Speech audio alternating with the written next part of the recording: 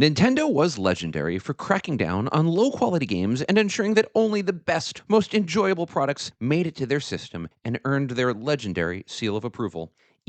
Sometimes that didn't actually work.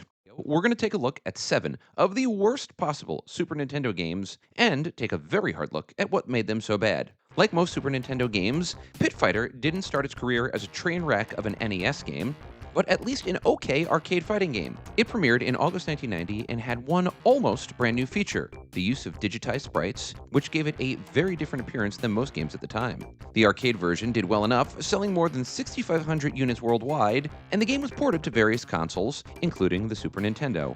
And from there, it went downhill. In their Nintendo Power review of the game, reviewers George and Rob said the game was, quote, extremely difficult to control, end quote, and that the game just wasn't fun, regardless of the new technology. They may have been onto something. The controls are commonly regarded as among the most frustrating features of the game, with delays and slow responsiveness being a hallmark of gameplay. Hitboxes and even the direction you're facing don't seem to matter when it comes to landing punches. There were also a slew of weird gameplay choices. For example, you fight multiple fighters, but don't get your health back between fights, which seems bad in a fighting game. The animation... Okay, look, this is 1991, so while we're not expecting world-class graphics, other games released in 1991 included Super Mario World and F-Zero. There's a slight quality difference here, and as you can see, the animation is slow and, dare I say, chunky?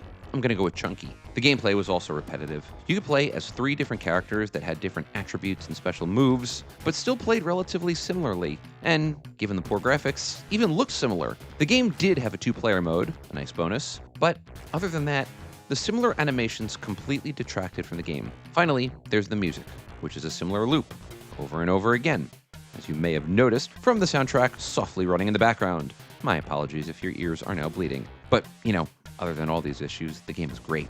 Next, Rise of the Robots, released in December 1994 by Mirage. And this one wasn't just bad because it was bad, but because it promised to be so good. In Rise of the Robots, you play as the ECO-35-2 cyborg, facing off against the evil supervisor, who has taken control of ElectroCorp's facilities in Metropolis 4. I don't know what any of that means, but, sounds relatively generic. This one leaned heavily on its promise to be better than the average fighting game in more ways than one. First, it promised to have the then revolutionary use of artificial intelligence. This was implemented via the development of various data tables that change how droids would respond to your punches. Its graphics were also very hyped up, with developers noting that the game looked like no other fighting game on the market at the time. That was true. Its graphics were impressive. Maybe too impressive. Finally, the music. The legendary Brian May of Queen fame was advertised as having contributed to the game's soundtrack. And that's true. He did. But like much of the promises of this game, these were overhyped. May had 2 songs that were on the game, but neither were original, and both were taken from his Back to the Light album. The game promised to use genuinely revolutionary pre-rendered graphics, and that it did. Screenshots of the game showed just how sharp the images would be, and for a time, the game appeared to be something special. The problem: the graphics were too good. The game was originally developed for different platforms, including the Amiga and DOS computers. When ported to other systems, well, those systems couldn't handle the demands of Rise of the Robots. As a result, the animations were clunky, controls unresponsive, and gameplay sluggish. The end result was a game with a ton of problems, and one that lacked basic features, including the ability of players to turn around in the middle of the fight, which, seems important. As Next Generation said in a 1998 retrospective of the game, quote, most gamers now know not to trust packaging graphics, but this was a lesson that had to be learned the hard way. In hindsight, it's obvious that nothing could look as good, and Rise of the Robots certainly looked really good, and simultaneously offer great gameplay, end quote. Hey, have you ever thought that basketball needs more combat? Well, then you are in luck, because I have a game for you. Welcome to Bill Laimbeer's Combat Basketball. For those of you who don't remember, Laimbeer was a notorious Detroit Piston player who played rough and was hated by fans, opposing players, and refs alike. Based on that reputation, Laimbeer was absolutely perfect for combat basketball. The game even comes with a bit of backstory. It's 2031. Laimbeer is the commissioner of basketball, and he has fired the referees and created a new league without rules. As the name implies, implies, the game was sort of a mix of basketball and hockey. It used a more unique visual perspective than what was commonly seen, using an overhead view to play basketball. There's still, basketball, but there are no fouls, meaning that you can push and check like a hockey game. Games also feature the appearance of frequent weapons and bombs. In theory, this actually could have gone really well. The game seems like a perfect fit for the 90s, and Laimbeer was the perfect personality to feature in the game. In execution, the game didn't work. A bunch of reasons why. First, stop me if you've heard this one before, but the original game, Future Basketball, was for the Amiga and Atari. That meant that the game needed to be ported for a different system, and the transition was rough. Part of the difficulties of that transition included janky animations and poor scrolling, which, in a game meant to be as fluid as basketball, seems deeply problematic. Just as bad was the overhead view. Basketball games usually take on a horizontal perspective, allowing players to visualize all areas of the court and where the ball is in relation to the players and the ground. Overhead views eliminated all of those features, as well as depth perception. Combine that with poor graphics, and the game was not much to look at. Finally, there were the controls, which utilized a setup I've never heard before. One button to rule them all. Passing? Shooting? Attacking? Press B. Want to do one of the three? Good luck! Hope it works out.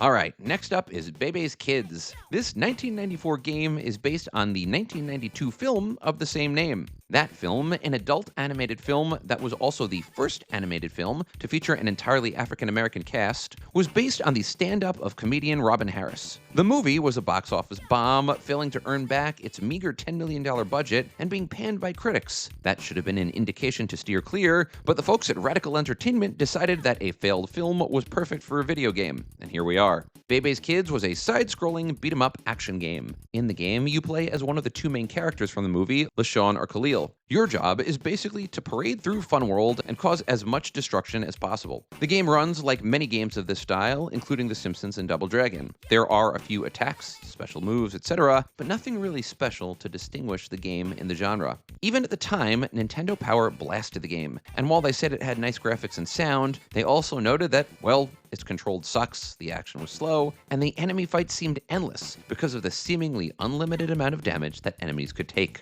As you can see, there was ample reason to blast this game. First, I'm going to disagree with Nintendo Power here. The graphics are not nice. This was 1994, the same year that Donkey Kong Country was released. While some of the backgrounds are sharp, the character movements are slow. This looks like it's operating at a few frames per second. Furthermore, the gameplay was repetitive. Really repetitive. Yes, that's always a problem in beat-em-up games, but here, yikes. Stages are repeated, bad guys seem to move in the same way, and did I mention that stages are repeated? It kept happening. The game was so bad that, in a 1997 review, Nintendo Power, the official magazine of Nintendo, said that Bebe's Kids was the worst game in Super Nintendo history. We continue our exploration of bad movie video games as we discuss another movie Nintendo disaster, Batman Forever. The 1995 movie, featuring Val Kilmer's Batman, as well as Tommy Lee Jones and Jim Carrey, was a massive commercial hit. The Super Nintendo tie-in was inevitable. The game, also released in 1994, tried. It folded in some innovative elements, including digitized sprites, a training mode, the ability to select from Batman's gadget list during fights, and the option to play as either Batman or Robin. In that sense, give the game credit where credit is due. It actually tried to be innovative. Of course, the innovation didn't work at all. The sprites were nice, but as you can see from the gameplay, the rest of the graphics were boring. The game used Super Nintendo's parallax scrolling, but does it really matter when the backgrounds are all dank and depressing? The other graphics were so miserable that it completely removed the positive impact of the sprites. It only got worse from there. As is commonly the case with poorly designed beat-em-ups, controls were delayed, meaning that your ability to actually kill the bad guys was rendered largely unworkable. Yes, there was a gadget list, but that made killing enemies more difficult, not less, as it overcomplicated already confusing control schemes. That control scheme, which required the use of certain bonus items like the grappling hook, nuked many players' ability to progress or enjoy the game. Indeed, the game's difficulty, and I use that term loosely, was artificial and often impossible to figure out. At points, you're supposed to find items to progress, but there aren't any hints about where the items are. Time limits are brutal. And not in a fun Elden Ring way, but in a miserable what the hell is happening sort of mode. More to the point, the game was boring. Many of the reviews hit Batman Forever, noting its repetitive gameplay and lack of anything, happening. The contrast here was particularly jarring, given that you're talking about one of the more campy, entertaining Batman movies. We next move to another failed platform conversion, Space Ace, released in 1994. Okay, Space Ace, like the classic Dragon's Lair, was a repurposing of an arcade game. The arcade version of Space Ace was a Laserdisc game that featured full motion video. Of course, the Super Nintendo couldn't handle FMV, so the game was downgraded into a side-scrolling action game. You play as Dex, and you platform and shoot your way through the world. The various stages take on numerous elements, including platforming, forced side-scrolling, and shooting. As you can probably by now surmise, anytime a game is downgraded from one platform to another, there are going to be issues. That was absolutely the case for Space Ace. While the FMV version had charm and sharp animations, the Super Nintendo version had this. As you can see, the graphics are stunningly bad, the animation is slow, and the game is lacking all of the charm that its original had. It's also just boring. Like, look at these screens. There's just not a lot going on. Yes, there are bad guys, but there aren't a lot of them. And there sure aren't enough to make up for all the other issues of the game. Finally, many of the levels were blasted as being deeply unfair. The game came with a steep learning curve, and unless you figured out how to climb that learning curve, you were screwed. This was made all the harder by the fact that the controls were difficult to operate, forcing game players to use what many reviewers referred to as the trial and error style of gaming. Trial and error is nice, but not when the game is too difficult to actually function. And we conclude by returning to terrible, terrible movie games. Remember Home Alone the game? It is a near frame-by-frame recreation of the movie. Who can forget fighting against this guy in a bowler hat? Or collecting candelabras to throw down the laundry chute? Or the massive nutcracker decorations? Or the true head of the Wet Bandits, a giant rat. Okay, I'm being a little mean here, but only a little. In the game, Kevin, controlled by you, moves from wing to wing of McAllister Mansion, collecting items to keep them safe from the Wet Bandits. After collecting enough items, players can move onto the basement and lock the items in the vault. The problems here were numerous. The graphics were deeply repetitive, and every wing of the house looked the same with a paint job. The gameplay was super frustrating, and the controls were wonky. The game sort of used platforming elements, but if you can't smoothly jump from one platform to another, what the heck's even the point?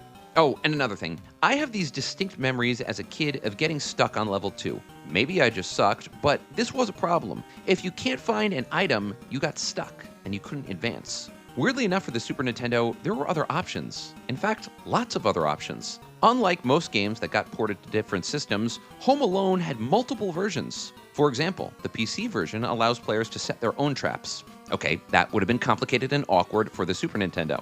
However, in the Nintendo version, the player has to avoid getting caught for 20 minutes.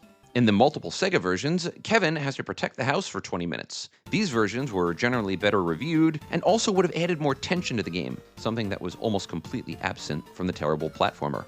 That being said, I am not stupid enough to call this a comprehensive list of the worst Super Nintendo games. There were many options, so I turn it over to you, dear listener. What do you think was the worst Super Nintendo game? What did I miss? Let me know in the comments below. If you enjoyed this video and want to see more, please do like or subscribe or click on the next video that the almighty YouTube algorithm has selected for you. And other than that, thank you so much for watching, my friends. I hope you enjoyed watching this video as much as I like making it. Take care, everybody.